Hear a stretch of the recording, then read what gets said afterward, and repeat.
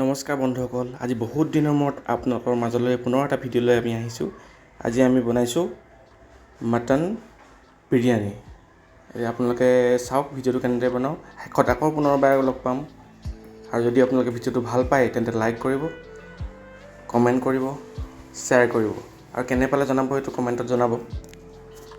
এতিয়া ভিডিঅ'টো চাওক। এয়া আমি পিঁয়াজখিনি ভাজি লৈছোঁ। এয়া চাওক, ধুনীয়াকৈ ৰঙচুৱা হোৱালৈকে আমি ভাজি লৈছোঁ। এতিয়া আমি মাটনখিনি মেৰিনেট কৰি ল'ম। এয়া মাটন, এয়া দৈ, এয়া পিঁয়াজ ভাজাখিনি, আৰু এয়া আমাৰ পদিনা, ধনিয়া, ঘিউ আৰু আদা নহৰু দি আমি বটি লোৱা আদা নহৰু। এয়া আমাৰ মছলাখিনি আছে, বিৰিয়ানী মছলা, ধনিয়া, জিৰা পাউডাৰ, কাশ্মীৰী মিৰ্চ, হালধি আৰু নিমখ। এয়া মেৰিনেট কৰাৰ প্ৰচেছটো আপোনালোকে চাওক।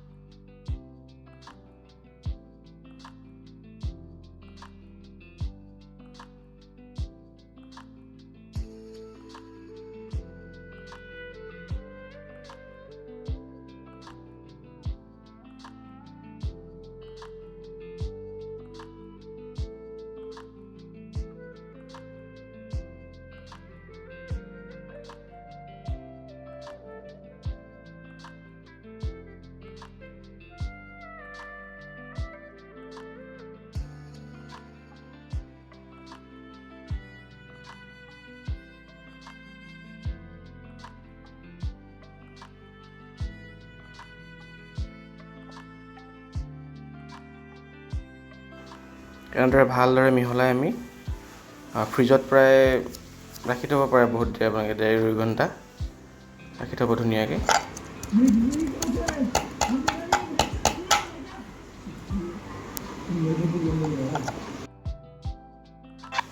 এয়া লং, ইলাচি, ডালচেনি, তেজপাত পানীত আমি দি লৈছোঁ। এতিয়া আমি চাউলখিনি সিজাম।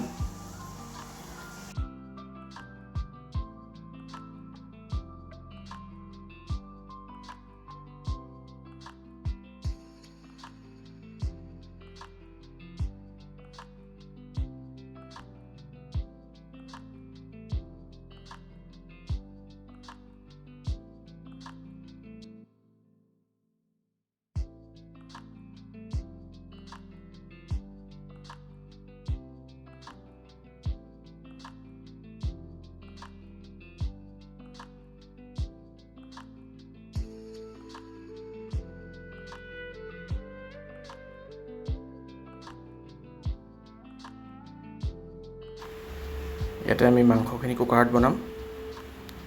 কুকাৰত বনোৱাৰ পদ্ধতিটো আপোনালোকে চাই লওক।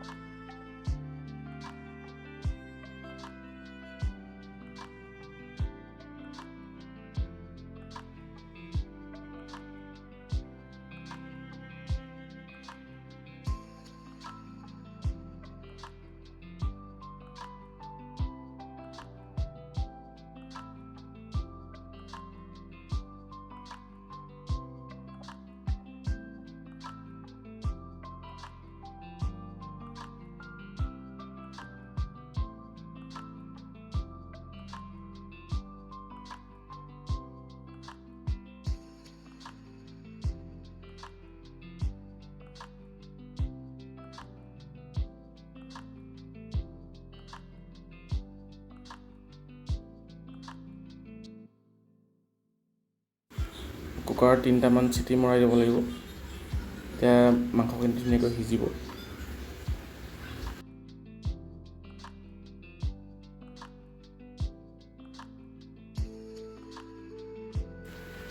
এতিয়া বাকী থকা প্ৰচেছটো আপোনালোকে চাই লওক।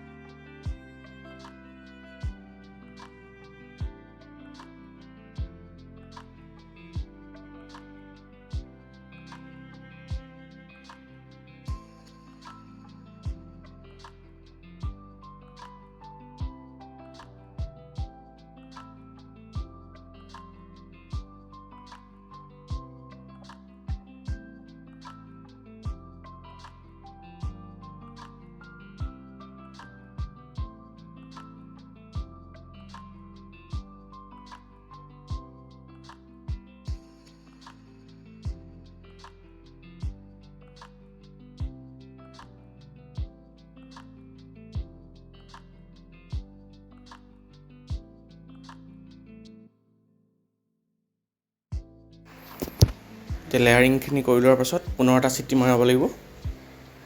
এয়া ধুনীয়াকৈ বিৰিয়ানীখিনি ৰেডি হৈ গৈছে অলমষ্ট।